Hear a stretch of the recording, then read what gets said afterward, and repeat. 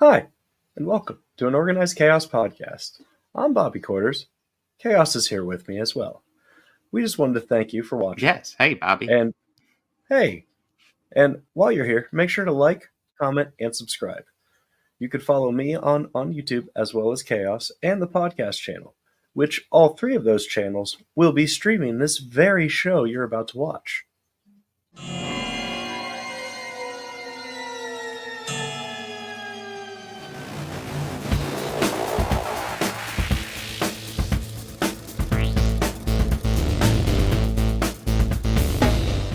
All these counselors start dropping dead, left and right. Heinous killings. Turns out, that kid who drowned the year before, his mother came back to that camp and exacted revenge.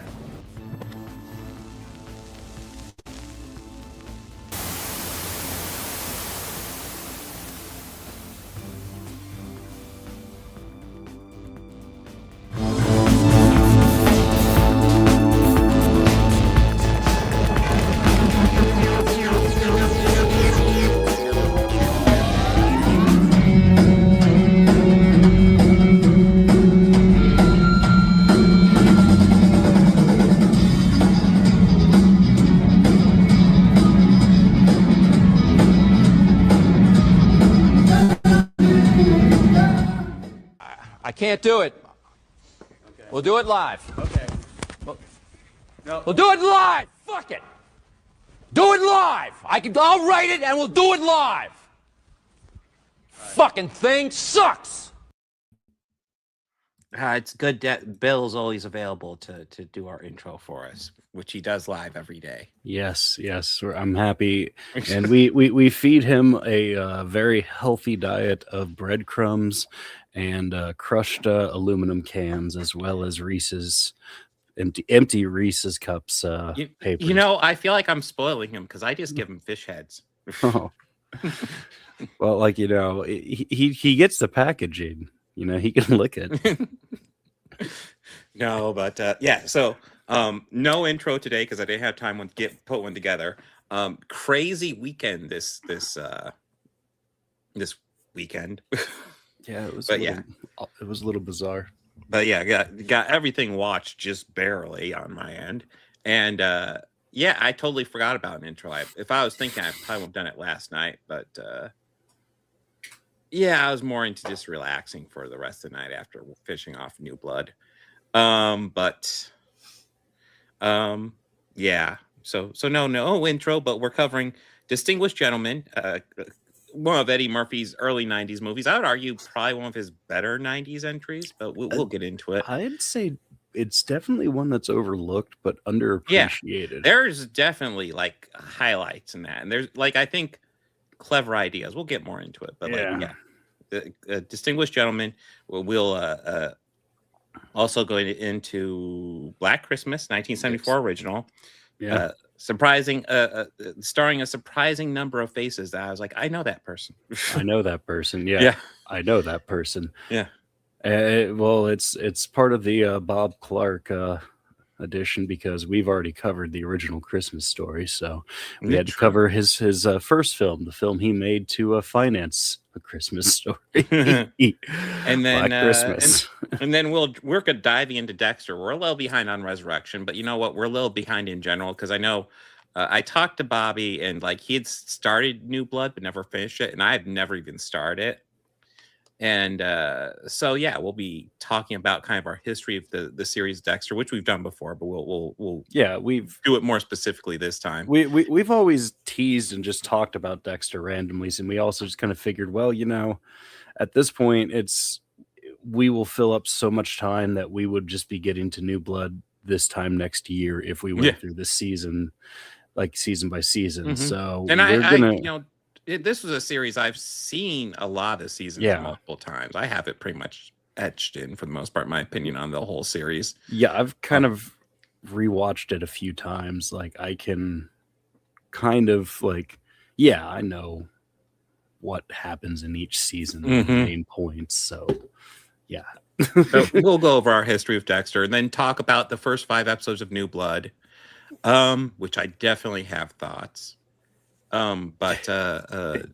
Yeah. But yeah, starting out, Distinguished Gentleman, Eddie Murphy, 1992. I don't quite know if this was quite in his slump period, but it's at least starting his slump I period. think people Where- call this part of the slump period, but that's just that. There's also people who believe that an entire film franchise is going to come back because of acquired business transactions, you know. Yeah. So Well, I mean, I'll be honest. There's a couple in his slump period that I've seen that I thought were totally fucking decent. But yeah, there are, of course, shit burgers as well. But this is Distinguished Gentleman, the story of a con artist who decides to run for Congress. Which I'll be honest, I think premise alone, I think that's a hilarious and kind of clever premise. That it is. Yeah, kind of. And I think the movie does a decent job kind of exploring that, because he goes in there and like, I love all his little speeches and stuff, the few speeches he does, because his whole campaign is essentially vote for me, Jeff Johnson, the name you know. So Jeff Johnson is a congressman we see in this movie, played by James Garner, fucking legendary actor. But yeah, he dies in a very dignified and noble way, late in his office working. His secretary. In a totally James Gardner way. Yeah. But anyways, Eddie Murphy decides to run because his name is Thomas Jefferson Johnson. So he just decides to cut off his first name, just run as Jeff Johnson. Literally gets campaign material from the guy's widow. Just cuts off the stuff that says reelect and just runs as Jeff Johnson, never shows his face, and everything he says is literally just a platitude. Like, you don't need to ask what Jeff Johnson stands for. You know what Jeff Johnson stands for. And this Tuesday, you need to vote for what Jeff Johnson. It's like complete bullshit. Why am I telling you this? You're already gonna go and do it. Yeah, Like, you got this. You know what you're voting for when you vote for Johnson. Complete platitudes, which like we all recognize so clearly anymore. but yeah, but that's not even the highlight of the movie. The highlight of the movie is for me when he gets elected, and like everybody's like, you just coast in on pure name recognition. Fucking brilliant strategy, bro. Like, why didn't I think of that? That was great. Like, everybody, like, that's the deal. Like, he's a con man who cons his way into Congress, and part of the highlight of this movie is that like he's just like every other fucking congressman there. Like, they're all the same thing. Like, in fact, I would argue a couple.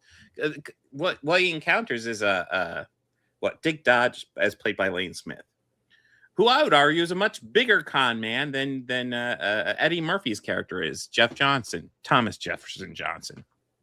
But yeah, I'm kind of taking this over. What are your thoughts kind of on this, Bobby?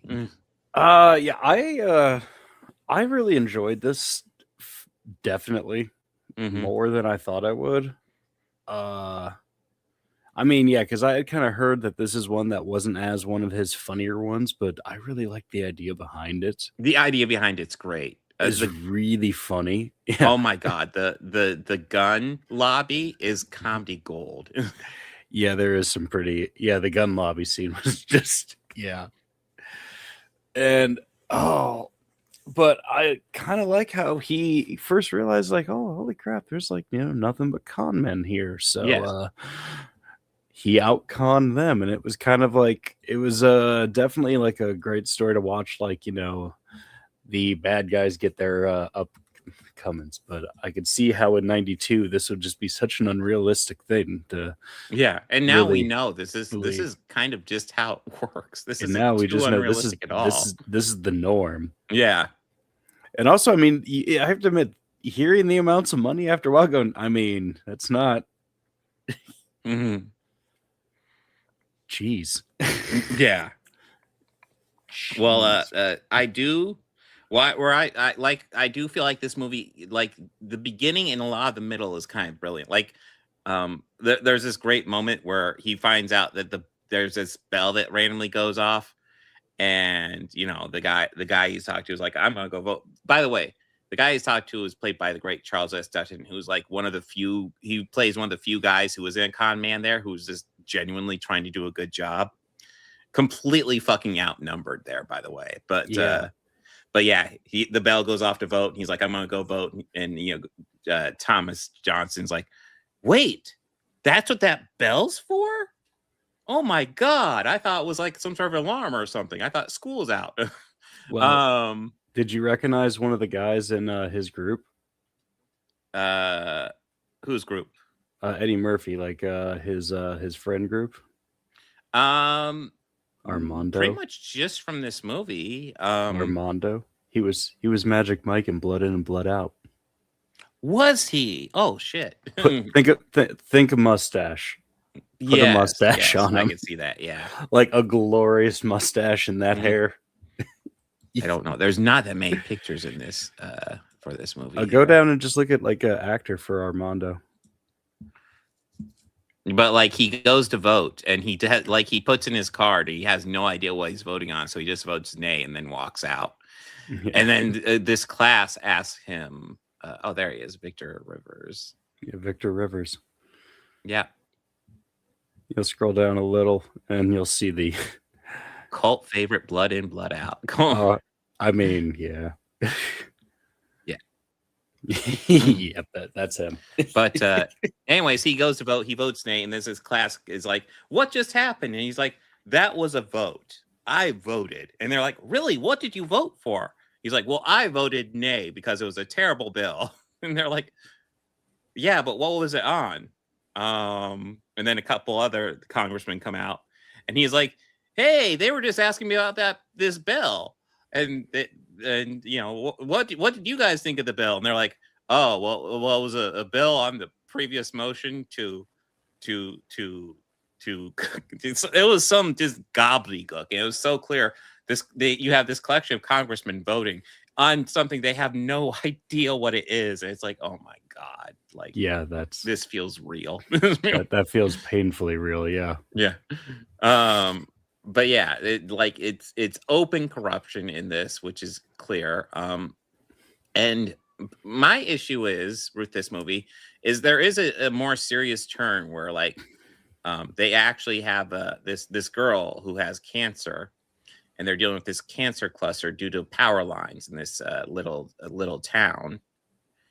And the movie takes a serious turn, and the problem is, and I feel this is kind of a direction issue. I feel like the director doesn't quite know how to handle the serious turn. Yeah, so it plays it way sillier than it should. Although it does have a couple dramatic moments. It did, but okay, the scene where they're at the actual school field. Yeah,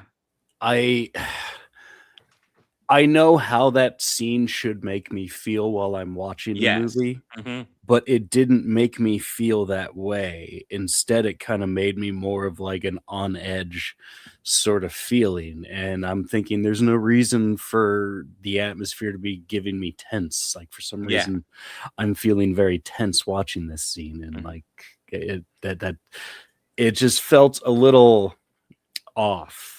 Yeah, and I will say, one scene that I was actually surprised worked was the scene where they first meet the little girl in the office and her wig falls off. Yeah, that was kind of worked for me. And then the next scene in the town, it just didn't. It wasn't quite syncing up. Yeah, that one in the office, because like honestly, the kid walked in and instantly I was like, oh, yeah. Like, she has that like slightly oversized hat on. And it's like, oh, like y'all should be able to recognize this immediately. Like, yeah. But I mean, honestly, I kind of get, like, it kind of almost plays into the movie that they didn't recognize it immediately because they're just so like in their own fucking they're focused on the grift, and then they realize, you know what, we could actually do some good here. Yeah. And they did do good. What I also loved actually every member of his friend, even She McBride. Like he's always just delightful. Yeah, in a movie. His little con team is fun, and they're all memorable. They all have their moments to shine. And Oh, Eddie Murphy gets to his shtick a lot, which is almost always a delight. and who would have thought that Joe Don Baker and Lane Smith would be the bad guys in this movie? Yeah, Mitchell.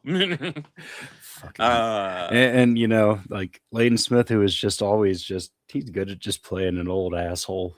Yeah, yes, he is. But yeah, yeah, I like this is one like I think the ending's underwhelming. And again, I think it's largely due to direction. I think the story is there for this to kind of be this fun comedy that kind of hits you hard at the end. But yeah, I don't feel the director. I think it was directed by Jonathan Lynn, who is not somebody I'm super familiar with. And I think one of the things that kind of shows that like he wasn't putting his all into it is like at the end of this, you got like the pictures of the star and their name next to him. And then the love interest, Celia Kirby, as played by Victoria Rao. What I thought was wild was the picture they used for her credit was out of focus and blurry. And I was just like, you couldn't get a better picture of her? Like, come on, what are you doing? And to me, it just kind of shows that like maybe the director's like heart wasn't in this, and I think that's a shame because I think there's like a premise and an idea here that really works, and I think in a lot of times it does overall work. I mean, for the most part, the beginning and the first and second act for the most part work decently well for me. Yeah, me too. And I think the third act could have worked well, pretty much almost verbatim with what they had, if just handled a little bit differently. But still, at the end of the day, I would still say this is worth checking out. If nothing else, for how quaint it views Congress. Yeah, it's kind of nice to see because they don't make comedies like these days. No, they don't. It would kind of really be nice to see one, of just poking fun at it. Mm-hmm. Absolutely. Well, anything else you want to add, or should we dive into Black Christmas? Oh yeah, let's talk about some Black Christmas because politicians are really great at gaslighting. So is one character in this movie that he really needs to. Oh my God! I mean, there's no horror greater than Congress, I'll say. But yeah, true. But this is definitely a prototype of the slasher film. Yes, this is very early slasher film. I mean, you can see where Halloween drew inspiration from this. Yeah, and you can definitely see the inspiration. Like when you watch, it's like, oh yeah, I definitely see how Halloween got inspired by this. Yeah, surprising. Like when I put this on, and I went out to the kitchen to get dinner started, and I was like, I gave the remote to my daughter. I was like, hey, pause if there's anything significant, but I'll be kind of watching because there's like there's a hole in the wall for in between the kitchen and living room, so I can watch and watch a lot of stuff while I'm getting stuff ready. Yeah. And like pretty early on, like I hear her voice and I look over, I'm like, oh shit, Margot Kidder is in this, isn't she? Yes. It's like, yes, she very much is. But yeah, no, there's a like Olivia Hussey is in this, and the other name that John Saxon. I did not know he was in this at all. And all of a sudden, I'm like, I completely forgot he was in there, and it was like, fuck yes. And then first scene with him going, and of course he's the only competent cop in this whole department. Yes. Oh, really? So it's the same director that did. So I assume this is Jonathan Lynn, the same guy who did Clue and Whole Nine Yards. Which, frankly, I think he did a much better job with those movies. It's a shame he didn't put the same effort into Distinguished Gentleman, in my opinion. But yeah, I did not realize it was the same guy who did those. But yeah, so yeah, Black Christmas is like it's kind of like if I describe it, it's just gonna be like you're like most any slasher movie. Yeah. Except the focus here is at this sorority house. Yeah, it's definitely like how I said, it's like a prototype of definitely a proto slasher film. Yeah, it has a lot of the same beats that we see throughout every other horror film. Mm-hmm. No, there's some clever direction here. Like, yeah, seeing her in the through the plastic wrap, Yeah, and that then also was knowing her fate, I think is very clever. Oh, no. yeah, that's also really cool in a perspective thing. Like Yeah. of and it seeing that going like, yeah, that's some Michael Myers stuff, but there is no Michael Myers in the world at this point. So Yeah. yep, Carpenter saw that, was like, oh, that's great. Mhm. Of course, the camera's perspective. I mean, I'll be Oh, honest. I think Carpenter saw this, said, "Ooh, this is really good. I bet you I could do better." And yeah, although not to say this is bad, because I do think this is that done this very is well. pretty cool. This was done very well. Yes, it's a very well done movie. There's actually lots of clever edits. Like, there's a point where one of the women's about ready to scream, and and as she opens her mouth to scream, the phone rings, and then it transfers to the phone. And it's like, that was clever. That's just more of like, oh man, that's awesome. But I will say the thing that did drive me absolutely insane. So, like, there's this girl, Claire. Yes. So she's like the first victim. She goes missing. And, everybody, they eventually go to the cops and they're like, yeah, we can't find her. We don't know where she's at. Here's the deal. She's in the attic next to a fucking window. At least her body is. And they can't find her. Not only that, like that where this attic is, it's an older house. So like Yeah. I would say Victorian maybe. Mm-hmm. Because it's interesting enough is it doesn't take place over the course of one night. Like No. it takes place over the course of like a couple of days and Mhm. one night. Yeah, this guy is probably the most useless cop in Yes. film history. Like, Yeah. I mean, he couldn't find water in a lake. Yes. I mean, You are correct, Chris. It's a horror film and they are cops. It's like you're true. oh, true, but Mhm. this guy, he sets that bar for Just- every dumb yeah. cop in horror movies ever. But that guy, oh my god, he couldn't find water in a lake. Like I just wow. Mhm. The incompetence. Mhm. That's why I was so relieved when I saw John Saxon. Yeah, it's like, oh, he's gonna be competent, right? He's gonna. Yeah, Yes, and he of is. course, they become effective at that point. Yeah. So the story is, it starts. Well, one of the girls, was it the main girl? Olivia Hussey. I don't remember. Yeah, Olivia Hussey's character. Yes. I know I've seen. Well, there she is. I thought it would list her name.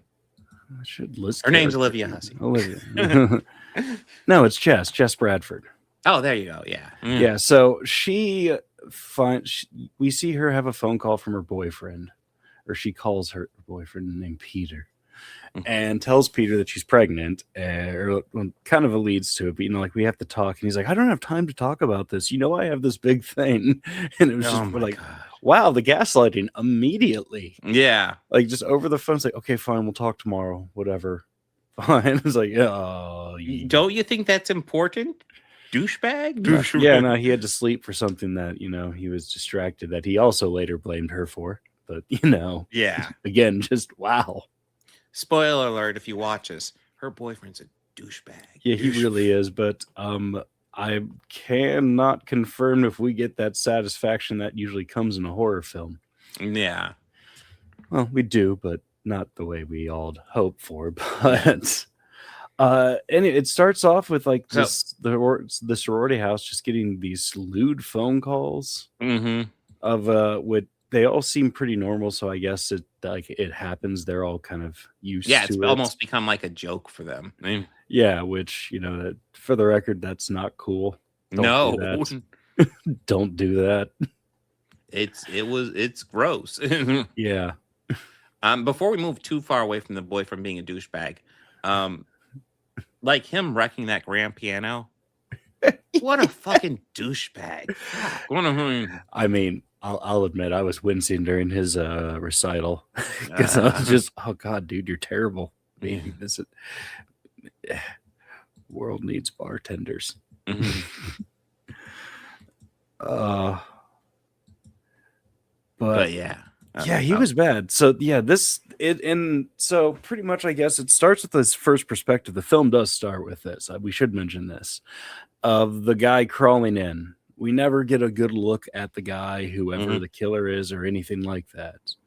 We just see his perspective and kind of hear him talking a lot. Spoiler alert, he's also the guy making the phone calls, but we don't find that. And this is also kind of a bit off the old folklore of that old babysitter urban legend. The calls are coming from inside the house. Yeah, we literally get that scene here. The calls inside the house. Yeah, because it's like an urban legend sort of thing. But yeah, and one by one, he kind of starts killing some of the sisters. And there's speculation that it's Peter, but we never get confirmation about that. But yeah, all the girls we meet die, even their house mother, who honestly, she was kind of one of my favorite characters in the movie. I know. She like how she was trying to cover up the nudity and shit. She was actually kind of fun. And she was the only one competent enough. So like here's the body in the attic. Like, and when you look into the window, you can clearly see her. And the cat is there crying multiple times in the movie, trying to get people to notice that she's there.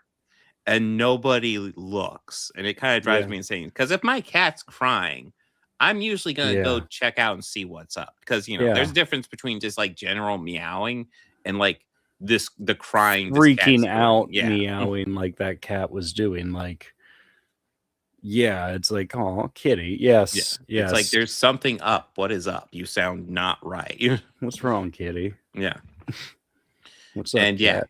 Because cat is the only one capable enough to find Claire's body. And don't worry, the cat's fine. Yeah, the cat is fine. I was concerned something would happen to the cat. Yeah, that's just more of like, I swear to God, if he fucking hurts that cat. Yeah, I would not be prepared. Just fucker. I'll be satisfied if the cat scratches the shit out of his eyeball. But yeah, the only one who actually checks the attic is the house mother, and that's when she comes body number 2 in the movie. Yeah, like, and kind of done very well. Yeah. Like, we see her kind of crawling up through the crawl space, and then she sees the body, and then she hears something behind her, and it's the killer with like a chain and a hook, and we see it from the perspective of the hook swinging, and then we just go downstairs and have a shot of the ladder and hear it. By the way, the hook was pretty savage. I wouldn't expect that from a hook, but of course it is a movie. But I mean, it's more of like, wow, so we get to only imagine what we're hearing, and that's done very well. And again, another trope of the slasher horror films was born right there. No, there's lots of clever stuff that you can see that introduced here.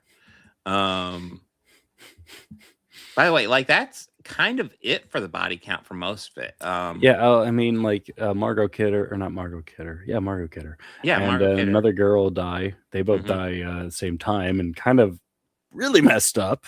Yeah, like I want to say it's like early Act 3. Like I want to say the beginning of Act 3 is pretty much the death of Margot Kidder. But she also has some funny scenes where she is just the drunk girl in the sorority house. Dude, like she is always drunk and smoking in this movie. It's kind of hilarious. Yeah. Like she convinces that really ignorant and dumb cop, the one who couldn't find water in a boat in a lake. She tells him the number is like starting with letters, and she spells out fellatio, and he does not get it. Oh. And that later goes wild. It's like, how dense are you? Holy shit. Like just going, and I heard, I was like, wait, what? Like, not only did she say it like a couple of times, she spelled it out, and he just went with it. And I'm like, how are you this fucking stupid, bro? I mean, like I was reading something on IMDb about it, and that scene, then she said it, and I was kind of, that's funny. I go, let's see if he's gonna buy it. And he's like, could you spell that, please? I go, shut the fuck up. Yeah. It's like she's slamming him in the head with it, and I think the best scene is later is when the detectives get it. He goes to see it, like the other cops already seen it, and just is dying laughing. Yeah. when they meet, like, oh, was your friend at the station later? Yeah. Mm, Yeah, and Olivia's like, oh yeah, there's the scene of him at the piano. yeah, it's him when he's This is also when playing he's like it. That super poor piano. gaslighting. That more. He's super gaslighting in this scene. Like, Oh, dude. Like, is there a scene in this where he isn't just a terrible douchebag? like, what's some of the chestnuts that he said? I can't believe you would think of doing something like that without considering me. She was thinking of aborting the baby, and and he said that just going with the fuck what? Well, I mean, he's been so fucking supportive. I don't know why she would consider that. Yeah, and just going like, I just think like, oh God, what is it? Something about that, like their future together. Go and do something like that, and would destroy their future together. Oh my God. My God, the gaslighting on this one. Yeah, no, he is awful. But the killer we don't get to see a lot of the killer. Oh, poor kid. No, it is a big mystery throughout. Like there's especially as it goes on, there's more drops that would be the boyfriend. But yeah, we just never confirm it because the only thing we really get to see of the killer is just his eye.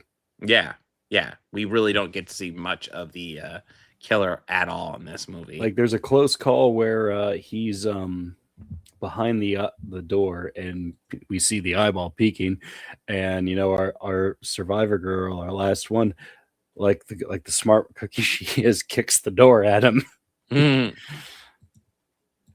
And we hear thuds and like him screaming in agony and pain. It's like, and then she gets up and runs down the stairs. Nah. But that was her fault, though. The police did call her and say, hey, the calls are coming from inside the house. I need you to go out to the front door and leave immediately. The cops are on their way. It's weird. I'm going over this artwork, and a lot of it I like, and the only stuff I'm kind of not liking is like the newer stuff from obviously post 2000 DVD artwork and shit. Possibly from the remake, because they did remake this. That's true. I think there's been at least wasn't there. that I was a have they remade this twice? Maybe. I'd hope not. Wasn't it a big deal that the last one was like PG-13, which. I mean, every single great horror movie that they tried to remake through the early 2000s from the 70s was always like PG-13. After that, like The Fog was one, because the original Fog, if I remember correctly, that's rated R. Mm-hmm. And the remake was just terrible. Mm-hmm. The original Hills Have Eyes was great. Mm-hmm. The remake. Well, I mean, I miss directors like John Hughes, who are completely cool with giving Planes, Trains, and Automobiles an R rating just to maintain one scene. And to his credit, that scene is fucking gold. That's called not compromising for your art. It's like, okay, yeah, I'll take an R rating because that scene is fucking glorious. So that is just it. I think it's great because you just watch it all build and you just know it's coming. There. Oh yeah, this is the house mother. Like they had some nudity on a poster, and she's like trying to because our first girl who passed, her dad came off immediately as a bit of an uptight guy. Mm-hmm. I mean, situational, completely understandable. But later he kind of became all about the good fight and the good cause. Mm-hmm. Yeah. Yeah. But yeah, this is just a decent, well done little slasher movie. And for me, I just wish they could have like maybe not put her body next to the window, because that drove me nuts through so much of this. They spent a lot of this looking for Claire's body, and it's like, have you tried looking in your windows? Yeah. But yeah, like overall, this is a very well done movie. clearly setting up the slasher genre for later. Clear inspiration was drawn from this. Yeah, no, I kind of dig this. And it's also made by the same guy who made A Christmas Story. Yeah, true horror right there. I mean, he might have shot his eye out. He might. I like the Tin Man. Oh God. Well, anything else you want to add, Bobby, or shall we dive into Dexter? Let's take our dive into Dexter. And all right. Well, before we get fully into New Blood, I guess let's kind of go over our history of Dexter. Yeah. This was definitely a show that I was late to the party for. Oh, okay. Like I wasn't watching it as it was coming out or anything like that. Oh, really? When did you go into it? Probably 2015, maybe. Oh, wow. Okay. Yeah. That was a couple years after it ended. Okay.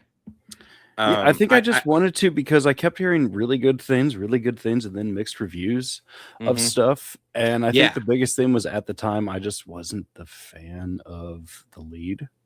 I just didn't think he was that great of an actor, and some other stuff I'd seen him in. Oh, just kind of. I wasn't familiar with him until Dexter. So. I think I'd seen him in something that he had done after this show, like he had gotten because of it or whatever. I can't remember what, but I had just eventually just decided, you know what, screw it, I'm gonna just try it out.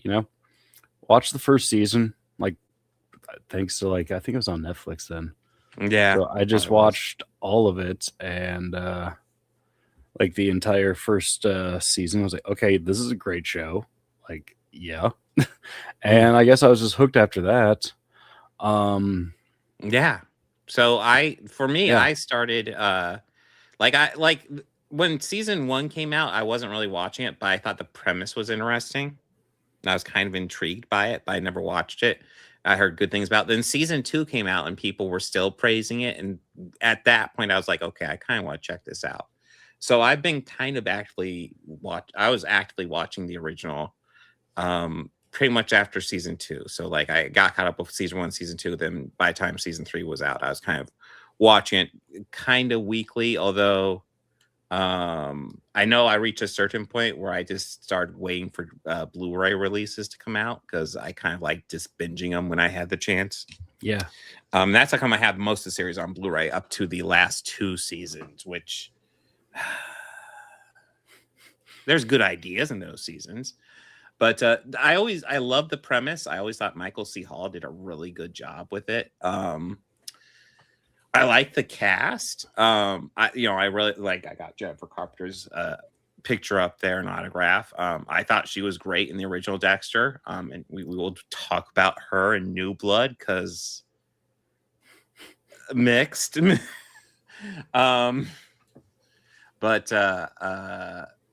Yeah, no, it's always a series I've really enjoyed. I think season 1, 2, and 4 are fantastic. Yes. I agree. I had to think for a minute. Yeah. I can't help but notice that you skipped season 3. Season 3 is very flawed in my opinion. I like Jimmy Smits as an actor. I think. I love Jimmy Smits. I think he carries as much of that season as he can. But I would argue that I think season 5 is almost a season 3 redo, except done significantly better. And I think season 5 is better than people give credit to. I think it is totally decent season. It's just not as good as season 4, because what could possibly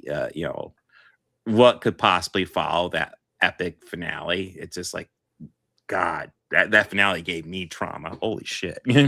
Yeah. That is dark shit. And then season 6, I think, is okay. And then 7 and 8, I think, have good ideas, but the execution feels kind of sloppy. I remember after season 4 came out, I was like, wow, this series, this is dark, but I feel like it's getting to a point where it could resolve itself. And then after the success of season 4, they're like, okay, we've just renewed the series for 4 more years. I was just like, oh no. And it kind of did work out the way I feared, where it just kept on going. And I'm like, I feel like it was set up to end nicely, maybe 2 years after 4, but well. As it was overall, I am a fan of the series, and there's lots of things I really love about it. But yeah, what are some of your favorite seasons, Bobby? 4 is definitely, I mean, Trinity Killer is just like, God, yeah. Just John Lithgow was that show. Disturbing. Like, this is just like, this is why people love this show and this season. But I still think season 1 is really good. Ice Truck Killer that's a great story. Introduces and we get to find out more about Dexter. I still think season 2 is definitely it's one of my favorites. I like that one. Yeah. Well, I mean, one of the great things about season 2 is, and I like how they just do it with the second season. But it's good, but there's a lot of it that really annoy me. Well, yeah, but what I appreciate about season 2 is like every season there's like this serial killer the cops are after. And I appreciate that was season 2 was literally just they're after Dexter. Yeah. I like that twist. It's like, oh, they didn't take long to get to that. That's wild. And I thought it was like, oh wow, we're doing this already. I thought this would have been like how they closed the series, but okay. Yeah. Cool. And we said season 3, it's just, it kind of, this one I like drags Jimmy a little. Smits. I do. Season 5. Let me just read about season again. Just be reminded. Yeah, that's that's the right. Julia That's Stiles right. season. I like this one a lot. So do I. Actually, Yeah. I really think this is a great one, and it gets a lot of like crap talked, but it's such a great comeback from Trinity. Yeah, and I think, like I said, I think that one is essentially season 3 done better. Replace Jimmy Smits with Julia Stiles, and it's a lot of the same story, except I think it's done way, way better. I enjoy 6 too.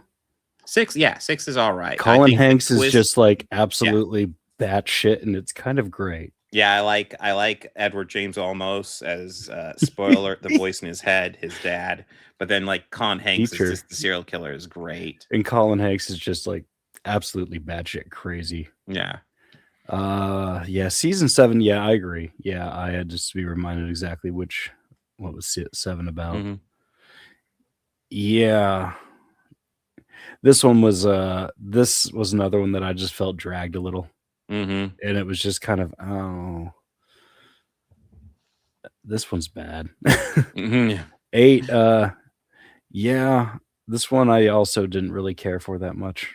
They're good ideas. Like in season 8, I love the idea of like, because part of what was going off Dexter was him discovering that maybe his father should have given him like psychiatric help instead of like training him to be a fucking serial killer. Yeah. Maybe he could have grown past that. And I thought that was an interesting thing to explore. And I thought it was especially interesting when like he met somebody else who, essentially there was this therapist his dad took him to. The therapist kind of helped train him to be a serial killer.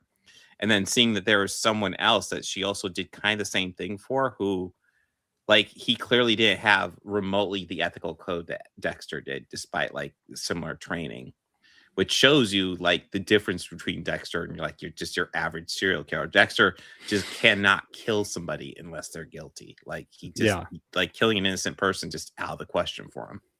And that shows you like he's just not a normal serial killer. That a lot of his behavior about needing to kill people is taught. It's not, fucking genetic or something. And I thought that was an interesting thing to explore. Execution wise, I thought it was sloppy as hell. Yeah. See, now season 7 has an episode that I feel is completely out of place with it. And it's the one where he gets word that the drug cartel guy who ordered his mom's death in like the truck.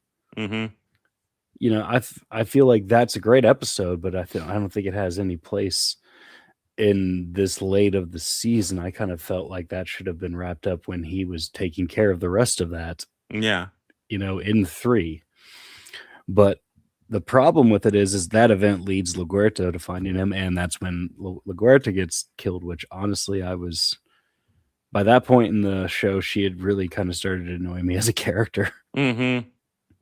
Well, I mean, I will say I've read the first book, and she Yeah. doesn't survive till the end of the first book. But I mean, I will also say, like in the early season 1 Dexter, like they tame this down as the series goes on. But like you can tell LaGuerta has a thing for Dexter, Mm-hmm. and like in the book, that's like kicked up to 11, where it's like Oh, I'm trying to remember if it's borderline sexual harassment or if she's just full-fledged sexually harassing him, pretty much.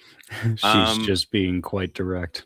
So yeah, she dies at the end of the first book, and it is intense in that book. It's like, Jesus Christ, this woman. But yeah, I did like I did feel like Deborah finding out was kind of an interesting twist between was that between 7 and 8 or I think 6 that and was 7? between 7 and 8. Yeah, and yeah, No, I and think you it know, was essentially between, no, I think it what was happens to between, LaGuerta I was think no, I kind of think it was wild between too. 6 and 7. Because didn't she walk in on him almost killing the Doomsday guy? Maybe, yeah. It's been a moment, but Yeah. I do remember Yeah, she's yeah, the yeah. one that It was kills at the end of it LaGuerta. was at the Yeah. end of it was at the end of episode 6 Mhm. or season 6. Mhm. And then, you know, she just tried to, like, you know, treat it like it was he was in recovery. Mhm. But then yeah, then Again. you get to the end of the season where LaGuerta finds out, and Deborah kills her because Dexter won't kill her because she's No. she's innocent. And you even heard her saying we could work something out, Dex. Mhm. Which I kind of would have believed her. Mhm. I think she would have, like, definitely, you know, found something to do. Yeah. Well, I mean, I did think one of the moments I did like in the final episode, which I thought was okay. I thought for where they had gone, it was good enough. Which is why I was kind of mixed on doing a revival series to begin with. Yeah. But one of the things they did was pretty much that scene where kind of Angel and Quinn see Dexter kill the guy who killed Deborah. And they just kind of go, okay, we didn't see anything. And it was just like, yeah, that was a cool moment. Because I also buy that. Yeah. I buy that. Mhm. Yeah, like they know how close Dexter and Deborah were. I think they see that happen and they're like, yeah, I didn't see anything. At that point, he would also probably put a lot of it else together Mm-hmm. and would just say, never step foot in the state of Florida again. Yeah. I never want to see you again. Mm-hmm. Probably, like, I do get him, like, living off on his own. Probably, in my opinion, the most questionable thing he did was leave Harrison with Hannah, which Hannah's kind of a fishy figure to be in with. But yeah, that kind of brings us to New Blood. Anything you want to talk about the old Dexter before we get into the new series? That was weird. Series 2021. Yeah, that was weird that he did leave Harrison there. Yeah. But yeah, that picks up pretty much where this series is. New Blood. He's up north now, so instead of being in Miami, he's in up the north. frigid cold. Yeah. Yeah, it's I think it's like eastern New York. Yeah, I want to say they're not too far away from New York, I believe. Yeah. So, like, instead of getting visions from Harry, he gets visions from Deborah in this one. Yeah, which I like. Deborah was one of my favorite characters. I really enjoyed her in the original series, and I was happy to see her back. Yeah. That being said, outside of the occasional, like, black humor joke they'll have her do, I am not a fan of his head version of Deborah at all. Like, she drives me a bit insane whenever she pops up. And I get, like, she's kind of the voice in his head telling him he can't do things, but I don't enjoy it. I don't know how to describe it. Okay. This bothered me the first watch too, but on this rewatch, I was thinking more about it. Mm-hmm. And I was trying to think of how was she moments before her death towards Dexter? Like, how was she treating him in those last few episodes before her death in the first season, like first run? You remember that? No, it's been a moment. How was she? She was kind of cold and like angry, still yeah, I angry mean, with she was him for definitely being getting there. cold. I remember that. Yeah. So I think of it as like, since she's the voice in his head, she is as he last remembered her. Hmm. Maybe, yeah. Because I will say, like, for the most part, she's kind of supportive of him in the first episode. Mhm. And kind of that ends because so this is supposed to take place, I think it's supposed to be almost 10 years after the original series ended. Yeah. And it's technically 8 years, but it's supposed to be almost 10 years. And he hasn't had a kill since the original series. And to me, that kind of shows like insane growth. Like, you know, he's evolving. He's taking on the identity of James Lindsay, and he's been living that life. And he just like, it's kind of a twist because it feels just like the like what he considered the fake personality of Dexter Morgan that he created in the original series, except he's just living it. That's just his life. Yeah. You know, which, and that's the thing, when you pretend to be something for so long, that starts being you, and that's pretty much what we're seeing here. So he's never broken the rule, but then he, like in the first episode, he encounters this douchebag named Matt Caldwell. Even sounds like a douchebag. Yeah, just that name. It's like, God, what a douchey Fucking name. Caldwell. But fucking Caldwell. yeah, but like, he goes into his shop. So Dexter works at a weapons shop. He goes to buy a gun. He's like, oh, there's a hole. And he's like, that hole doesn't mean anything. Sell it to me. And he's like, no, we're going to wait for the hole to clear. And then, he's obviously not cool with that. And then he encounters Dexter later at a bar. And he's like, hey, come to a party. And by the way, about that weapon. And Dexter's like, yeah, we'll wait for the fucking hole to clear. Yeah. Okay, man.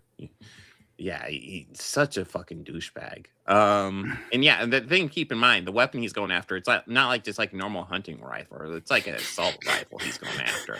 Yes. It's like, yes, oh Jaybird. my fucking God. Oh my. Yes, Mr. Crab is in this movie.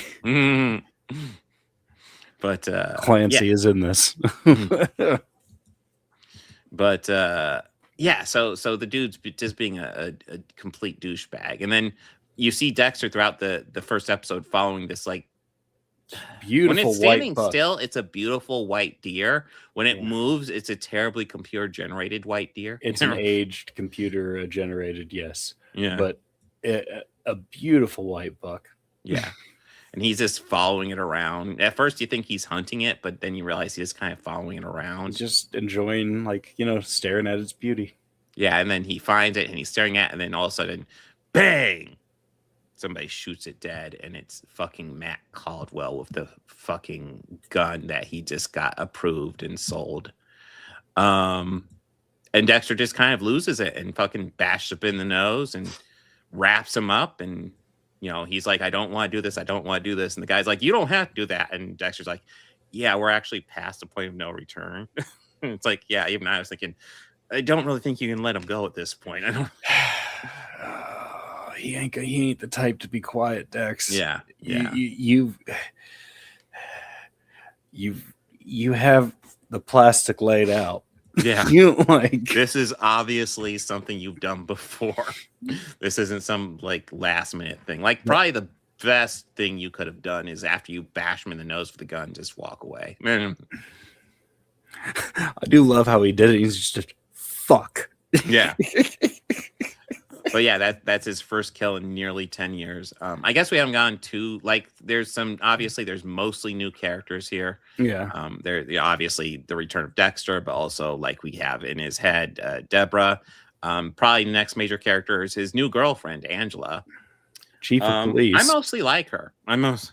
Which that's not. She's a chief of police.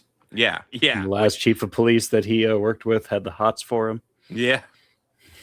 Well, I mean, I will say, I think Angela's way cooler than LaGuardia. But yeah, and obviously, like we're dating the chief of police isn't that big of a deal until he starts killing again. Yeah. And one thing I will say that, like, I haven't finished this season yet. I don't like one of the ideas they seem to be flirting with in this season that I don't really like is the idea that, like, he will, like, this is just who he is. He will destroy everybody around him. He is just a serial killer and he will never beat it. I don't like that idea. And I'm not saying do a Dexter series where he isn't killing people, although I will say he's not killing a lot of people this season so far. No, he's really not. Yeah, There's only been 2 kills so far. I was about ready to say we are halfway through the season and we are at 2 kills. He does not have the highest kill count of characters this season so far. Which I guess, yeah, getting into the rest of the season, because we eventually in the second episode meet Matt's father, Kurt, as played by Clancy Brown. Totally dig him as an actor in general. His character here, I'm kind of, I don't know. They were doing this thing where they were concealing his identity of, like, because we had this guy who was obviously a serial killer who was keeping these girls hostage. And then we get little hints of who he is because we can definitely see it's like an older white guy that's doing it. But we have 2 older white guy characters that we've seen. It's Clancy Brown's Kurt Caldwell. But then there's also this rich billionaire asshole who's a complete piece of shit. Now, we're focused throughout the series season. We've been focusing mostly on Kurt. But, like, the rich guy has always been there and just been a douchebag. And kind of made me, and it's worth noting, he's been a douchebag, but he plays nice to everybody. But he's a douchebag. And it made me wonder, like, who is the serial killer going to be? But then, like, they fairly quickly just established that it is very much Kurt. Which is, in my opinion, kind of the least interesting twist, but also... I figured it was Clancy immediately. I figured it would because he's the actor I recognized other than the other old guy. And also I know that brow and nose and eyes, like I know that face. Well, I mean, also I do get it because it's Clancy Brown. How can you not have him be the villain that goes up against Dexter? Yeah. I just wish it wasn't quite so obviously him, because as it was, I thought maybe it could be the other guy, but no, it was definitely him. So we also have to deal with the other major characters would be probably Audrey, who is Angela's daughter, and then we also have the Sergeant Logan, who's one of the cops there, who frankly in last episode really came off pretty badass. You mean Coach Officer? Yes, Officer Coach Logan. Officer Coach. Yeah, Officer Coach. Yeah. But then the last character I haven't mentioned yet is probably the second biggest character in the series, and that is Harrison, who finally tracks down his father to essentially say hi. And we are learning a bit of his dark pasture as we go. And I'm not going to lie, when Harrison was first introduced and kind of as we learned a bit more about him, I was kind of liking him a lot. And then there's been some stuff coming up where it's like, ooh,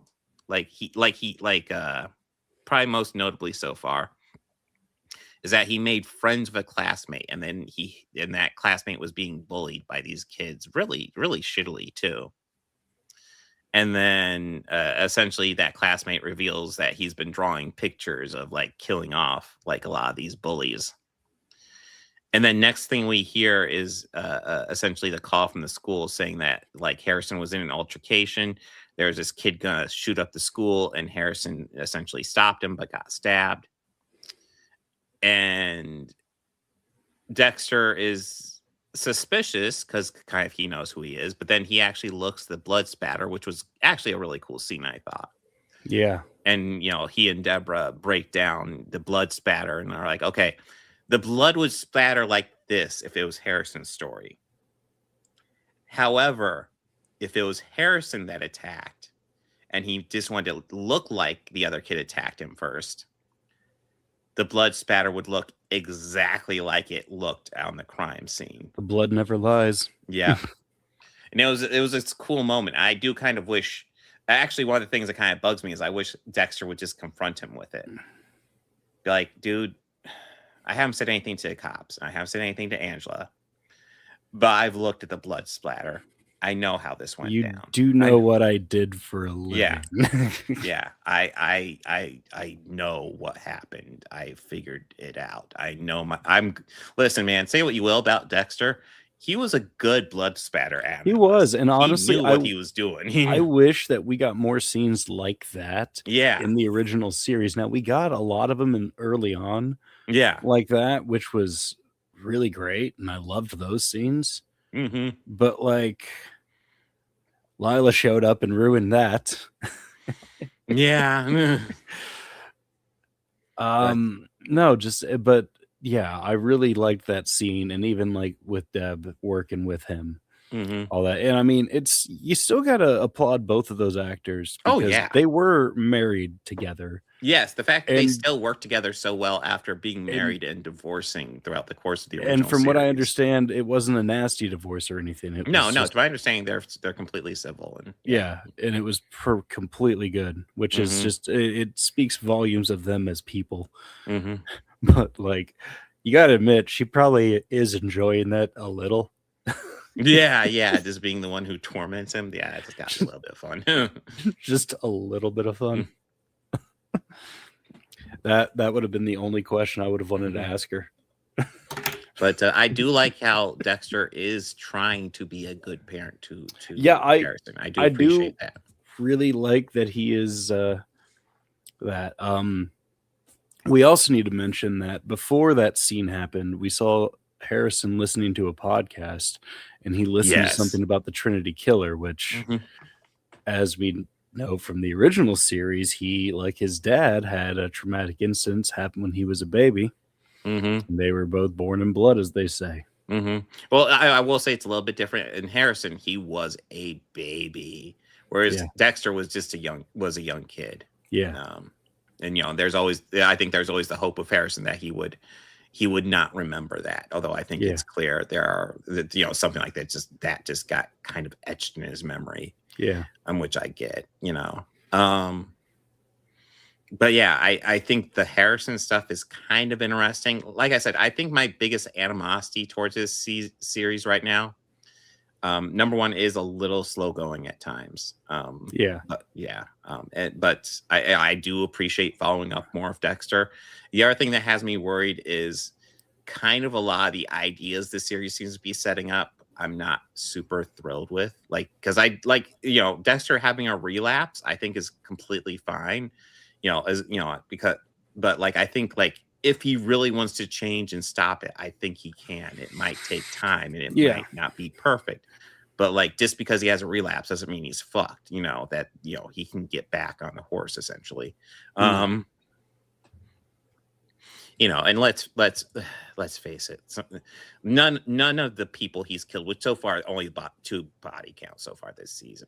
Well, one was Matt Codwell. This other one is this guy who's selling fake drugs that are actually fentanyl, and to kids. Yeah. So I feel no sympathy for them whatsoever. Kind of like Dexter's original victims in the old series. Yeah, that's just that they both definitely still match the code. Yeah. Matt Codwell, there was an incident he was driving a boat and he killed 5 people and he made his friend take the rap for it. Yeah. Yeah. Douchebag. Yeah, so they both absolutely fit the code. Absolutely fit the code. No question. And I will say, I think it was in just last episode we got the Angel cameo. Yeah, Batista's cameo, which I appreciated, but I also felt a lot of his dialogue felt very cliche, and obviously I feel like they're just having him say stuff just for the story. But Batista's best hits, yeah, it kind of felt that way a little bit. Yeah, because he was talking all of it was just him talking about when you're looking for a serial killer, you gotta look for the pattern. And it's no shit. Too many briefings Yeah. He just got into the habit, you know. And then eventually, like pretty much the scene is just between Angel and Angela, and at the end it wraps up with him saying, "Oh, who was really good? Who was a really good cop? This woman I worked with, Deborah Morgan." And she was like, "Oh, can I talk to her?" And she was like, and he was like, "No, you can't. She died. She died shortly after, or shortly before, Or like around the same time shortly that before her brother died, Dexter." And I don't, and then he just keeps on going, and it's really tragic because he left behind this young son. What was his name? Oh yeah, Harrison. And it's like, would you really just go that deep with somebody, like where you're just like recalling stuff? Like, by the way, I gotta tell you the name of his kid. And I mean, like, it really felt like the only reason you're doing that is just because she knows she's dating somebody named, fucking Jim Lindsay, who has a son named Harrison, who just came out of nowhere. And it's like, yeah. Batista really felt like, Dexter was his boy. So, Yeah. Oh yeah. So Absolutely. I'm sure he thinks about Dexter a lot. Mm-hmm. And he probably thinks of the kid too. Yeah. But yeah. But it was, I'll admit, it did seem like a little too plot convenient. Yeah, very, very. And then the last thing we saw from the series was his girlfriend, the chief of police, looking up some obituary photos and then just seeing what the fuck. Yeah, we don't see her response, but we see the facts come in of the obituary for Dexter Morgan, and just right there, who she thinks is Jim Lindsay's face right there at the top. And it's like, so now next episode, I'm sure will just be her discovering that. We get to see that land, which I'm interested to see. I kind of want to see where this series plays out.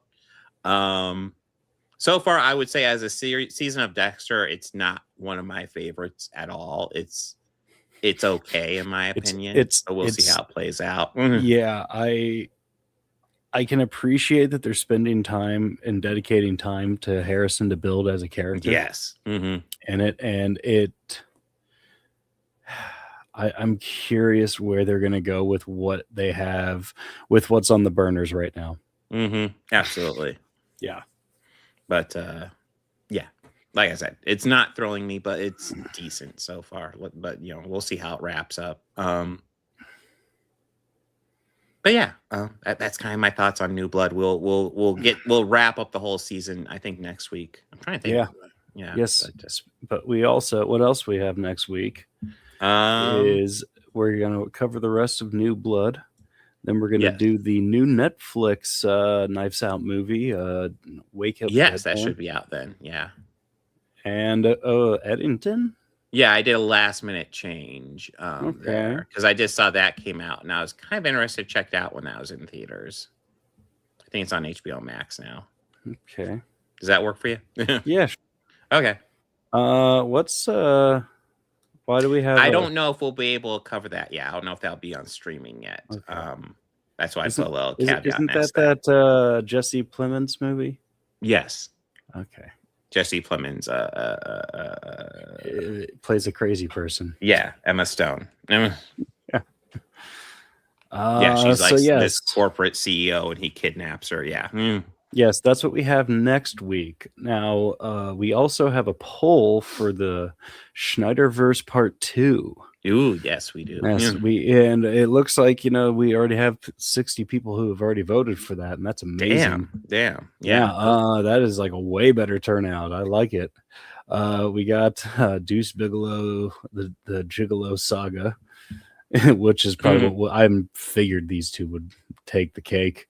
Yeah, but there's still time. We are doing it to the end of this month until New Year's Eve.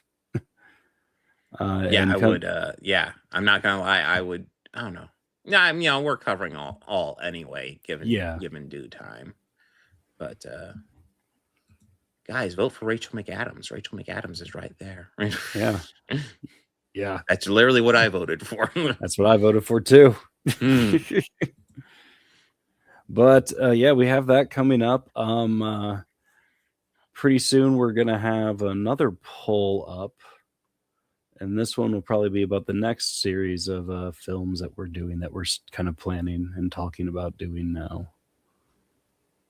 Ooh. Yes. We're talking about musical biopics. Yeah, because was telling him, he and I were talking last week about it, and I was saying how, I think that there's probably like 5 of them which like the actor dived into, and and then started making me think about the other ones. So I found a list, and he and I are going to whittle that list down because it's super long. But there's a few on there that I know we've already covered a few different ones. Like we've talked about Better Man. We've covered Better Man. We've done Love and Mercy. We've covered Weird, and we did Weird. Very touching. Very. But there are plenty of other ones that we are gonna go over too. And not one to pay for drugs. I mean, but we're also thinking about capping it off with the greatest of those the greatest musical biopic about a fictional character of somebody who never existed, but it's making fun of all those, and that's Walk Hard. We're definitely going to cover that within this block of them, but we're going to watch a bunch of the tropes first, so that way we can laugh at the tropes when we're done. Keep that as our dessert after all of this. That sounds wild, Chris. I haven't added that one, but thank you. I will. Yeah. I'm kind of intrigued and kind of scared at the same time. There's a Jimi Hendrix movie that's like that, where they don't exactly have the rights. How do you do that? Well, one is that they didn't have the music rights, and then the other didn't really have a likeness rights. Ooh. So it was, he never had a Fender Stratocaster. And at one time he was playing one that was just a left-handed one. It's like, he took a regular one and flipped it upside down and restrung it. Like okay. But yeah. But guys, thank you for voting. And if you haven't voted yet, what are you waiting for? Go to the podcast channel, go to post, vote for the Rob Schneider movie that you want to see us cover first. Let us end this terrible idea that I have had. You know what? I remember back in the day enjoying Deuce Bigalow and even Hot Chick, but yeah. Yeah, I remember finding. You know what? Fuck it. I'm always up for Rachel McAdams, so I'm not really looking. I'll be fine with that one. Yeah. But yeah. I have a feeling Deuce Bigalow will have aged like milk, but we'll see. Yo, I'm absolutely positive it will. Yeah. But yeah, that'll be fun. And then the biopic should be fun as well. Yeah. I believe there's a list of like 40 or so. Yeah, no, I know you sent me an email that I just started looking over, and I was like, wait, I gotta get upstairs and get to the podcast. Yeah. I've heard terrible things about Norm of the North too. Yeah. It was a democratic decision not to add that one. But I had the stipulation is we had to see his face. I know on my channel, I'm trying to think what's going on. So obviously we'll do Shillcast Wednesday. That's right. Tomorrow I'm working late, and then I have to work early next morning. So I will not be doing anything tomorrow. That's right. I was debating doing a stream tomorrow, but no. But I will probably be doing a stream earlier on Thursday than normal. I might do like a 3:00 stream. I need to see when my Dodgers concert is, but I'm off work, so I can do a stream earlier in the day. So I'll probably be on Thursday. And then that's it until probably the next podcast next week, which we'll see what day that ends up being. That should be on it. That should be back to the regular day. We had Tuesday. I'm 99% sure I'm going to be off next Tuesday. Yeah. So we had to reschedule it because tomorrow is Papa Quarter's birthday. So. And honestly, like I said, it kind of works out because I'm working tomorrow night, and then I have to go in Wednesday morning. So, on days like that, it's always better to keep my schedule as free as possible. So I just get home, eat, try to pass out. Yeah. It was the one I almost added was Bench Warmers, but I mean, that one is John Lovett saves that movie. No. But yes, I think that's my schedule for this week. Anything you want to add, Bobby? No. All right, so guys, party on and be excellent to each other. Take care.